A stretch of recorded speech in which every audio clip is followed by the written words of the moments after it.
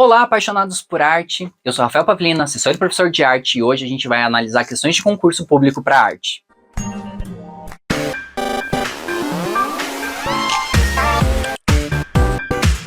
Seja bem-vindo ao meu canal. Aqui a gente fala de arte, de educação e de arte e educação. Na semana passada a gente começou analisando as questões da banca FGV, e hoje a gente vai continuar a ver essas questões. Eu tenho tentado fazer vídeos mais curtos para dar mais tempo de fazer mais vezes ao longo das semanas, mas também para poder produzir de uma forma mais rápida.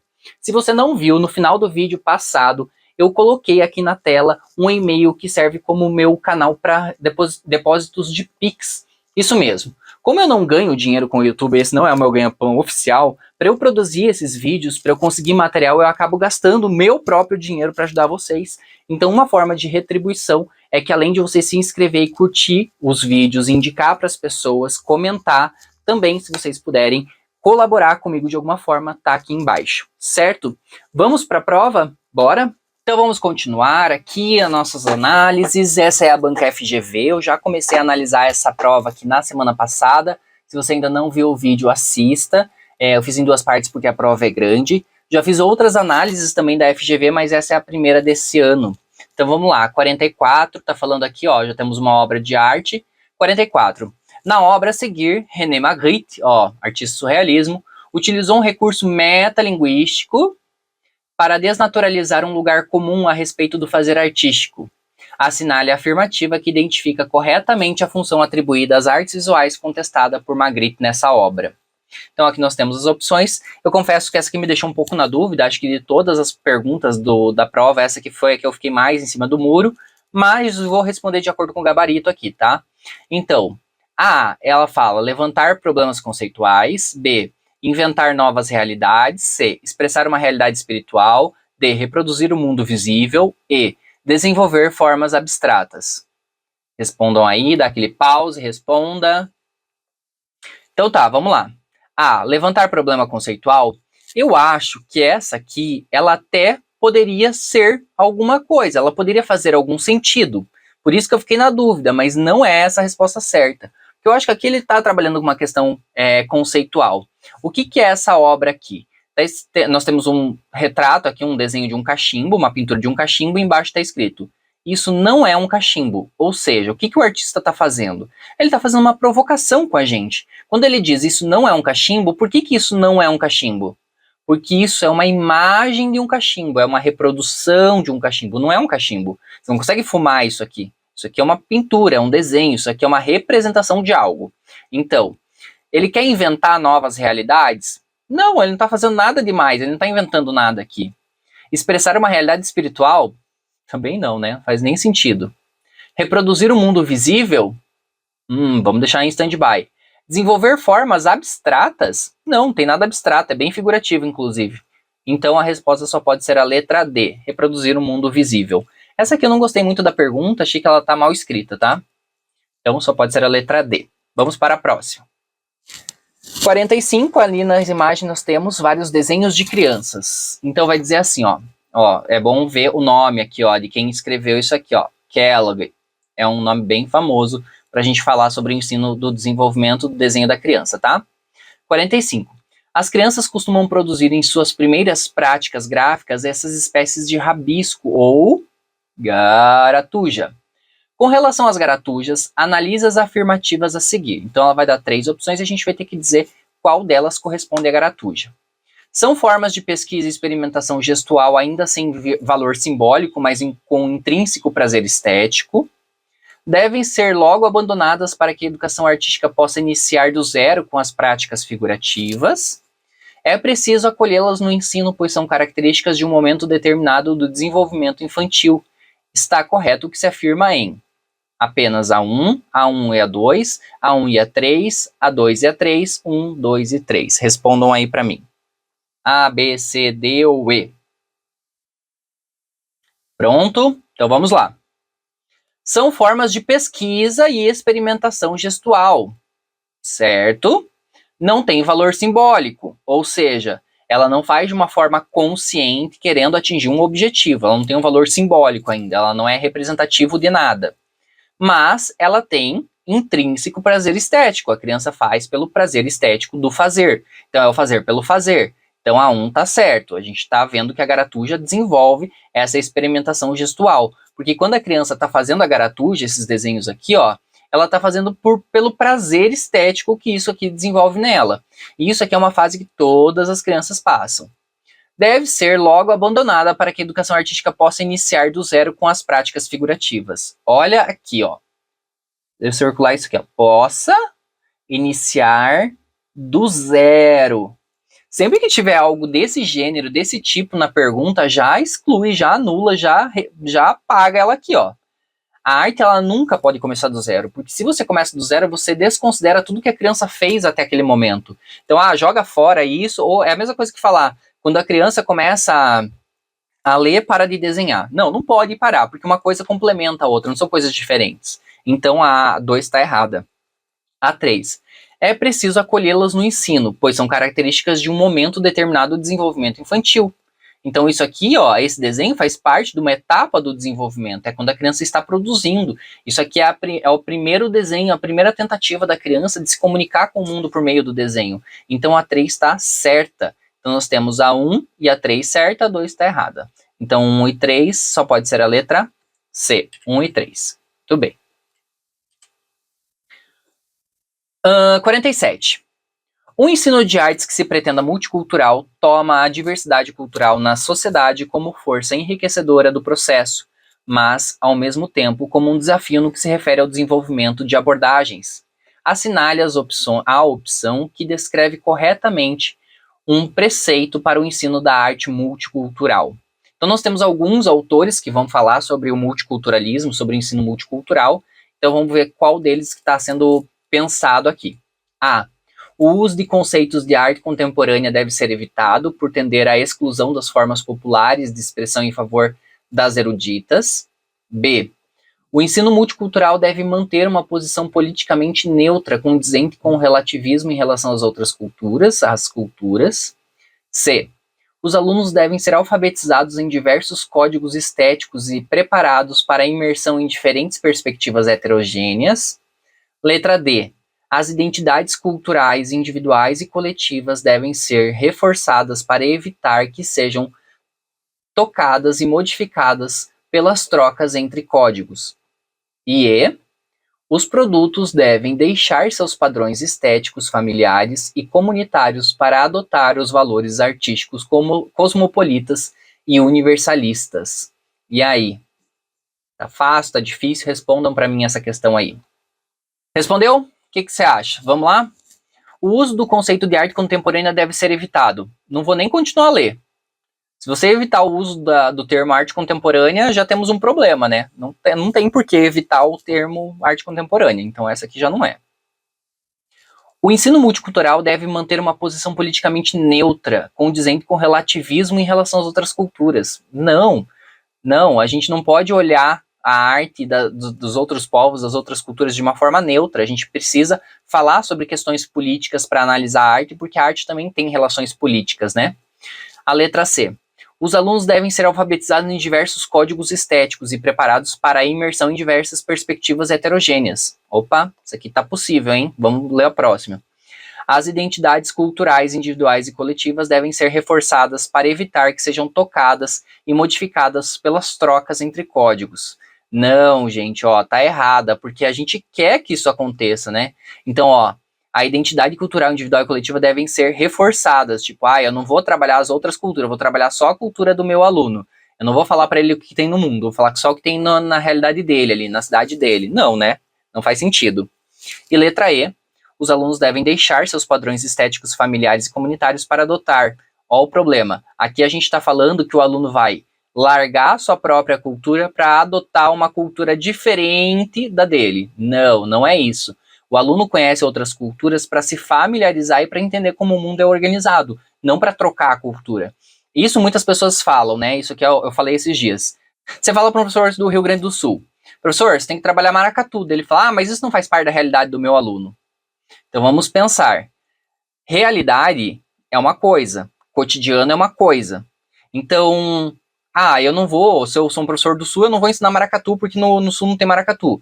Primeiro que no sul tem maracatu e segundo que não é porque não faz parte do dia a dia, da realidade do teu aluno, que não faça parte da importância dele saber aquilo. Quando a gente fala em ensinar arte, a gente vai falar nas perspectivas a partir de todos os pontos de vista. Então a gente ensina justamente para aumentar o repertório cultural daquele aluno. A gente não ensina só para o aluno aquilo que faz parte da realidade dele. A gente não ensina para o aluno, então não é do cotidiano dele, da cultura dele, mas é da realidade que ele vive, porque ele vive no Brasil. Então, a gente não quer substituir a cultura, a gente quer complementar. Então, a letra correta aqui é a letra C. Próximo.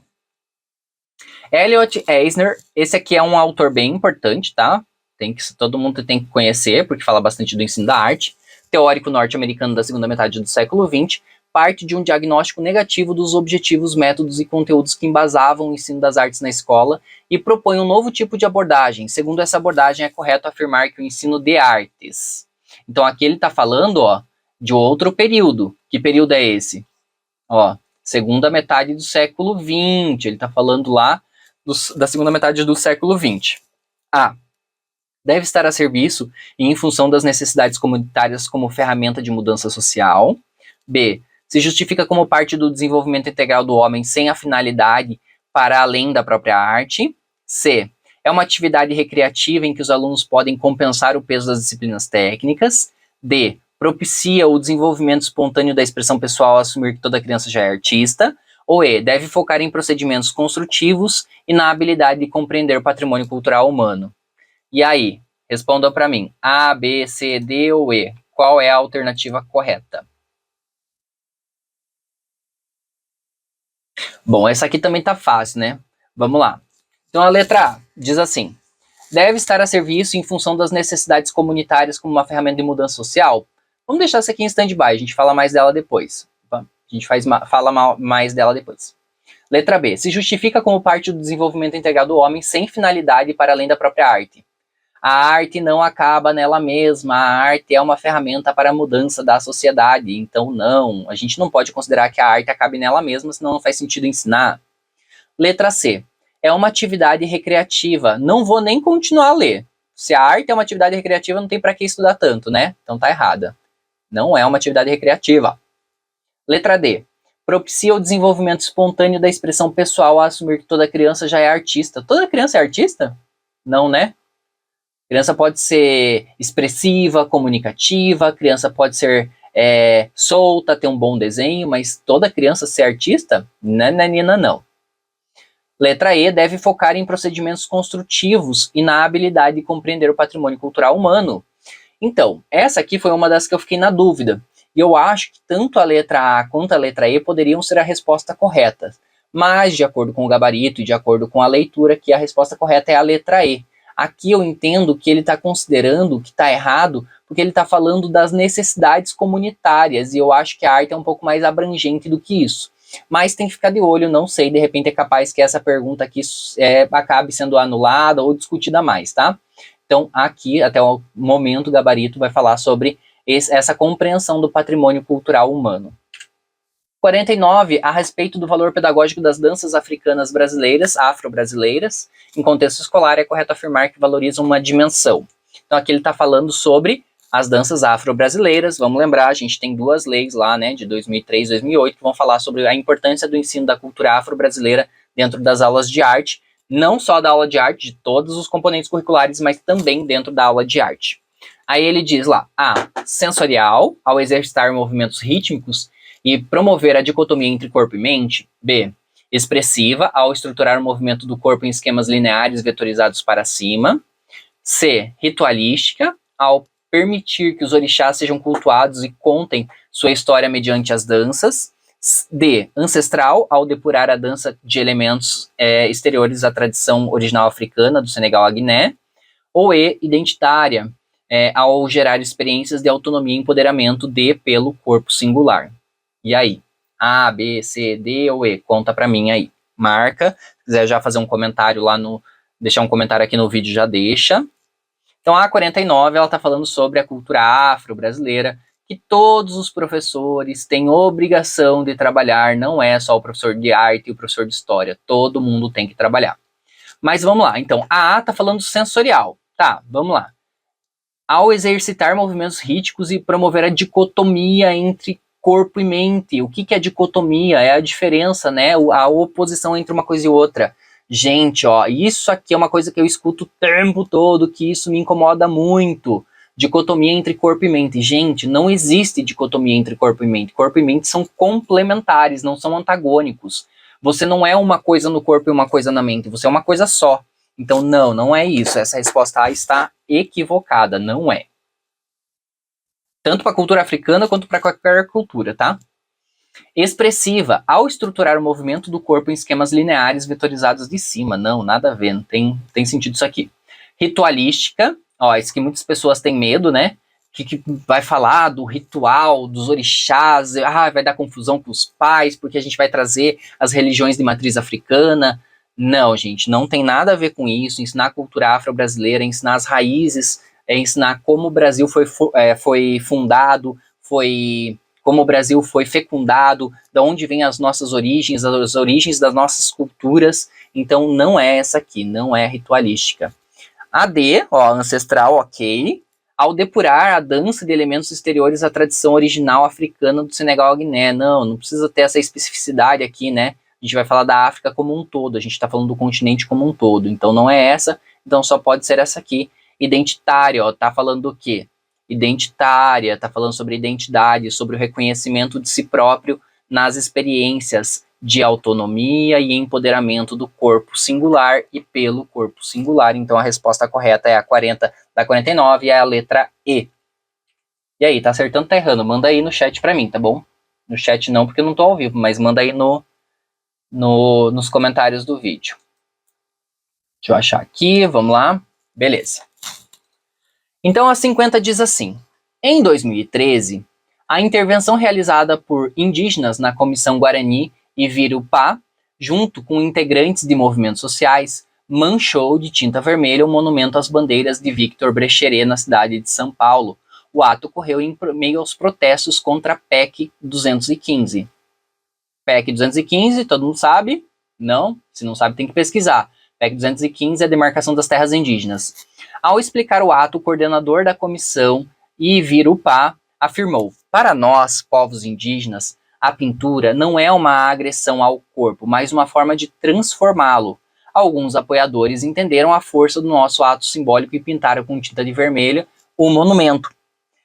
Apesar da crítica, as imagens publicadas no jornal falam por si só.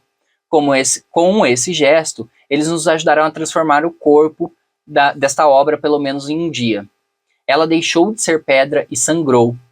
Deixou de ser monumento em homenagem aos genocidas que dizimaram o nosso povo e transformou-se em um monumento à nossa resistência.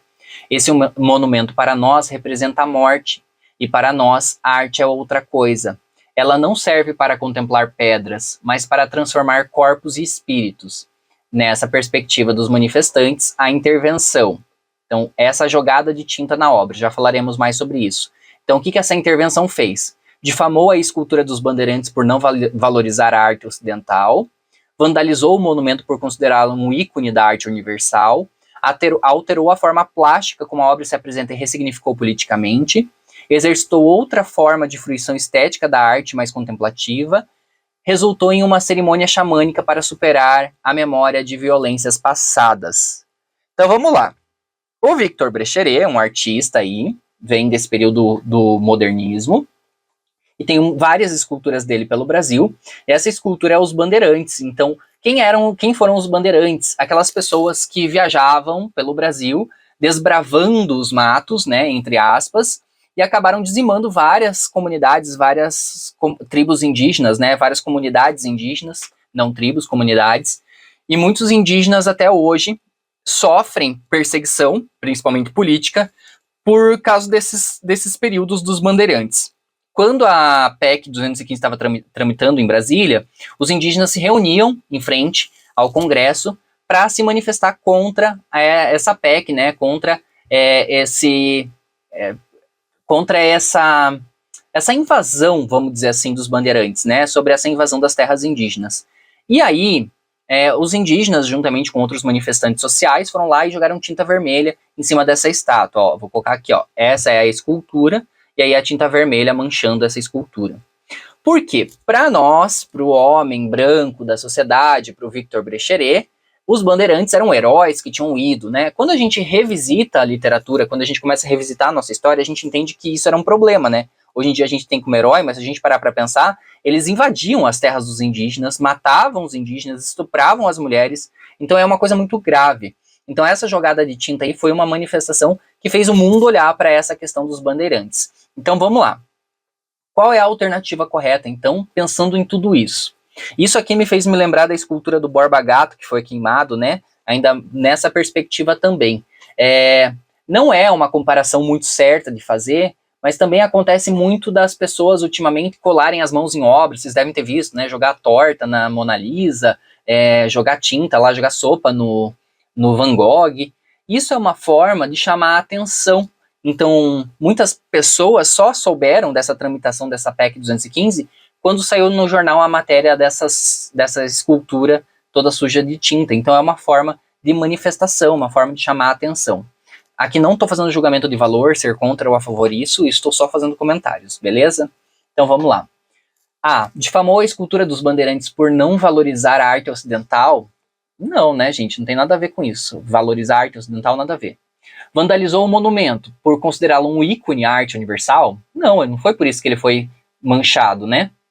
Alterou a forma plástica como a obra se apresenta e ressignificou politicamente? Opa, deixa em stand-by.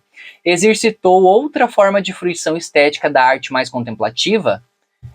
Porque ficou suja, ela ficou mais contemplativa? Não, né? Não faz sentido. Resultou em uma cerimônia xamânica? Não, nem falou disso na matéria nem nada, não faz o menor sentido. Então aqui a correta só pode ser a letra C. Quando eles jogam a tinta na obra, a obra acaba criando um novo significado, e nesse caso ainda mais um significado político, que vai falar sobre essa invasão dos bandeirantes e vai tornar esse monumento que antes idolatrava esses personagens, vai fazer com que as pessoas olhem para esses personagens com um olhar mais crítico, né, de passagem de tempo. Então a correta aqui é a letra C. Alterou a forma plástica. E aí nós vamos para a pergunta 52. Deixa eu mudar aqui, ver se está gravando, tudo certo. Já falei isso na apresentação da semana passada, que eu fico com o áudio numa tela, a câmera na outra, então por isso que eu fico olhando para todos os lugares. 52. Aquilo que os pintores atualmente praticam é uma parte daquela ciência que é, de fato, de colocar bem e com razão as diminuições e crescimentos que aparecem aos olhos dos homens das coisas que estão longe e perto. Construções, planícies, montanhas e paisagens de todo tipo e em qualquer lugar. As figuras e as outras coisas com a medida que corresponde àquelas distâncias em que elas se mostram de longe. Então aqui é um texto do Brunelleschi, está falando sobre o Brunelleschi, as obras, né? Então é um texto que fala sobre a obra do Brunelleschi. Está perguntando qual é a técnica que ele está falando aqui. Ele está falando sobre essa questão de colocar as planícies, as montanhas, de falar dessa tridimensionalidade. Ele está falando A, do esfumato, B, da miniatura, C, da perspectiva, D, do claro ou escuro, ou E, da anamorfose. Qual é a resposta correta? Gente, essa aqui também não tem muito o que falar, porque a resposta está na cara, né? Quando a gente está falando de tridimensionalidade, quando a gente está falando dessa perspectiva lá do fundo, acabei dando a resposta. Quando a gente está falando dessa planificação dos planos, plano 1, plano 2, plano principal, plano secundário, a gente está falando do quê? De perspectiva, não tem como, né? O Brunelleschi era especialista nisso, ele vai falar sobre a perspectiva, então só tem como saber que é a perspectiva. Só que, pela construção de planície, montanha, paisagem, já está falando aí dessa profundidade de campo, certo? Então a resposta é a letra C, perspectiva. Próxima. No ensino da arte, a prática das aulas-oficinas é uma metodologia eficaz para estimular os processos de criação em que o aluno é considerado agente do próprio conhecimento. A respeito das finalidades da aula-oficina, avalie as afirmativas a seguir e marque V ou F. Então está falando das aulas oficinas, está falando daquela aula onde o aluno produz, onde o aluno coloca a mão na massa. A. Articula conceitos, pressupostos e noções como ações concretas vivenciadas pelo participante. Próximo. Mobiliza saberes estéticos culturais dos alunos integrando as dimensões entre teoria e prática. Próximo. Atribui ao professor o papel de mediador e a quem cabe reconhecer e promover os alunos com maior criatividade. As afirmativas são VFV, VVF, FVV, FFV, VVV. Marca aí para mim. Qual que vocês acham que é? Tchan, tchan, tchan, tchan. Marquem aí suas respostas. Então vamos lá. Tá falando da aula oficina, que é aquela aula que o aluno produz, que o aluno coloca a mão na massa. Aqui ele não está falando que os alunos vão ter a parte teórica, mas se pressupõe que sim, tá? Não existe prática sem teoria e não existe teoria sem prática. Muito bem. Então vamos lá. Articula conceitos, pressupostos e noções com ações concretas vivenciadas pelo participante. Nada mais do que isso, né? Porque o aluno está lá na prática vivenciando as teorias, então tá verdadeira. Mobiliza saberes estéticos culturais do aluno integrando as dimensões teórico-prática. Verdadeira, né? Teoria e prática. Verdadeira. Atribui ao professor o papel de mediador, a quem cabe reconhecer e promover os alunos com maior criatividade.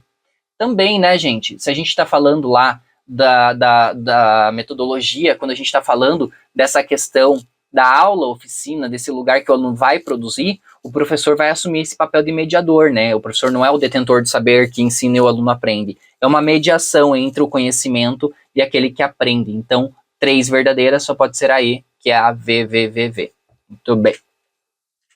Próxima. Nós temos aqui uma obra, um artista fazendo a sua obra, um Jackson Pollock, né? Um expressionista aqui fazendo a sua obra, fazendo suas tintas no chão. E vai perguntar assim: o expressionismo abstrato do Jackson Pollock é marcado pelo equilíbrio cromático obtido na pintura em telas de grandes dimensões expostas no chão. B, pela potência do gesto amplo e rápido que imprime o rastro do movimento físico sobre a tela. C, pelo contraste entre luz e cor obtido pelas pinceladas soltas que projetam sombra na tela. D, pelo caráter aleatório e espontâneo dos movimentos gerando obras casuais. E, pela vibração do gesto, obtida com movimentos simétricos e ritmados dos pincéis. E aí, gente? A, B, C, D ou E, marquem para mim. Respondam. Então aqui, vamos lá, vamos olhando um por uma. Primeiro, vamos saber o que o Pollock faz. Ele pega brochas, né, aquelas brochas maiores ou pincéis mais grossos, pega um balde de tinta, deixa a tinta mais aguada, mais mole, e ele vai soltando essa tinta com o pincel em cima de uma grande tela que fica no chão. Essa obra aqui é uma obra expressionista abstrata, e o nome dessa técnica é Action Paint. Aqui tem aqui uma obra, então ele colocava uma música, fazia uma performance enquanto ele estava lá produzindo as suas obras no chão.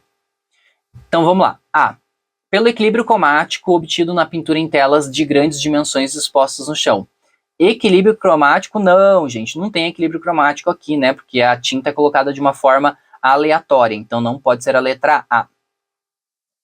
Pela potência do gesto amplo e rápido que imprime o rastro do movimento físico sobre a tela. O que vocês acham? Você acha que pode ser essa? Vamos deixar ela aqui em stand-by. C, pelo contraste entre cor e luz. Não tem contraste de cor e luz, né? São manchas de tinta, não tem contraste de luz e cor aqui. Toda a cor é uniforme, então não pode ser essa aqui. D, pelo caráter aleatório e espontâneo dos movimentos gerando obras casuais. Vou deixar isso aqui em stand-by também. E, pela vibração do gesto obtida com movimento simétrico e ritmado. Tudo que a obra não tem é simetria, né? A obra do Pollock não tem simetria, porque ela é uma obra abstrata, orgânica, né? Então ela não tem uma sequência lógica, então ela não é simétrica. Ficamos com essas duas.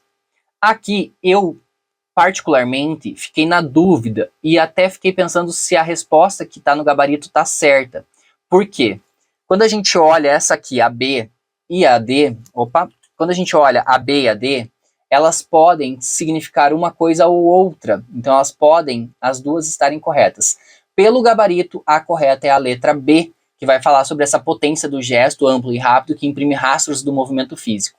Mas eu não acho que o caráter aleatório e espontâneo do movimento não deixe de gerar obra casual. Eu só acho que aqui a obra casual ela é colocada de um jeito como se o artista não quisesse atingir aquilo ali, o artista queria. Então, por isso eu anularia essa.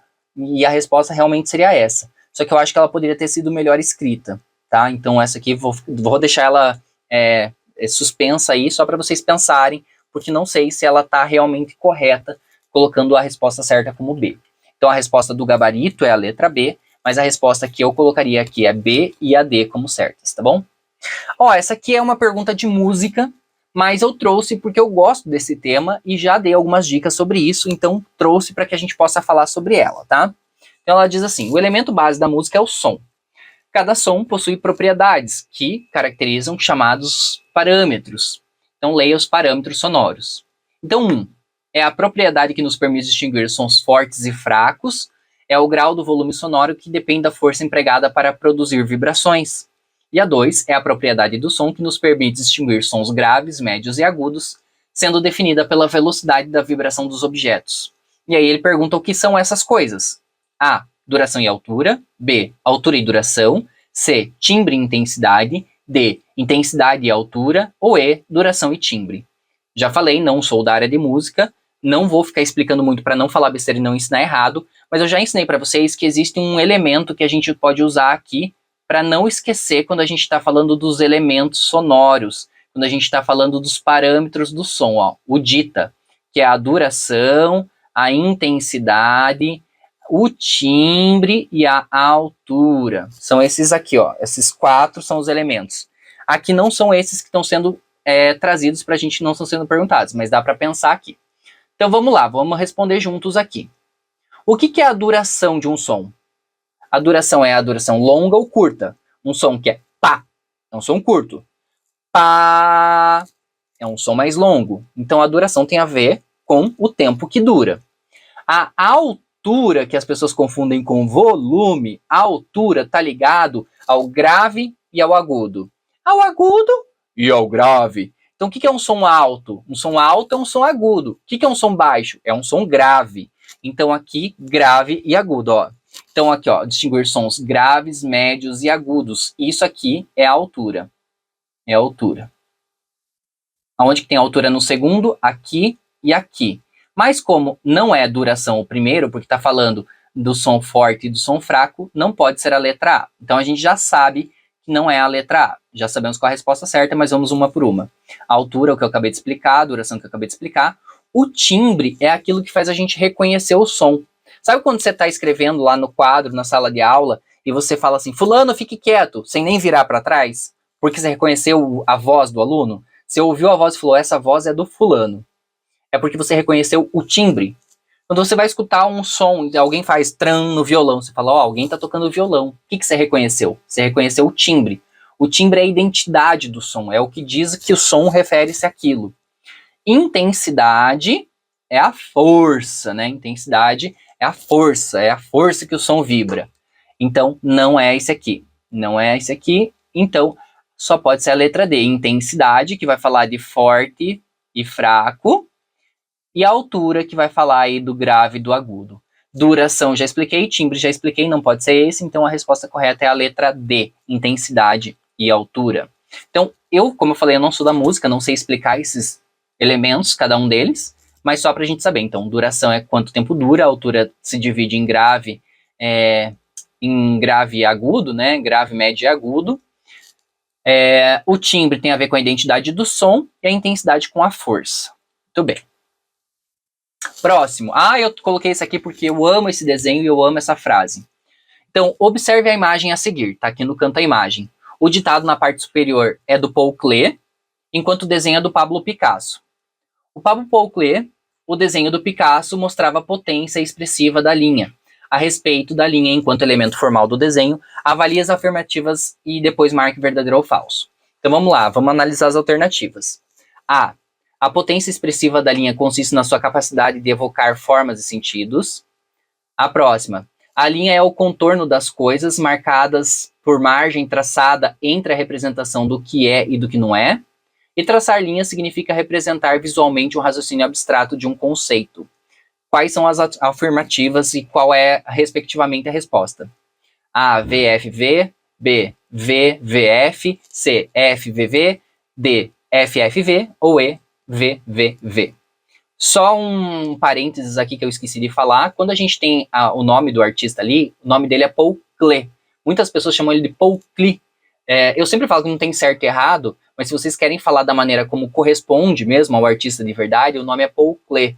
Por quê? Porque ele é um artista de origem alemã, mas ele morou durante muito tempo na Suíça.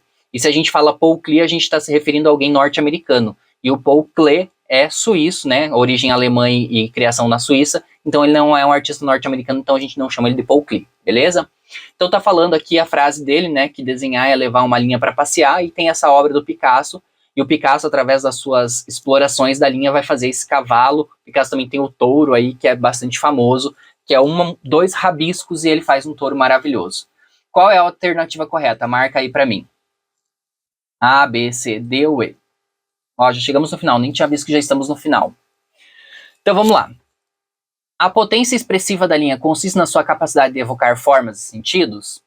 Sim, né? A linha é capaz de representar várias formas, vários sentidos. Ela pode representar muitas coisas, principalmente quando a gente está falando dessa capacidade de mostrar as coisas através do desenho. O desenho é capaz de fazer a gente refletir, de pensar, de ver outras possibilidades. Então, a primeira aqui está certa, que é verdadeiro.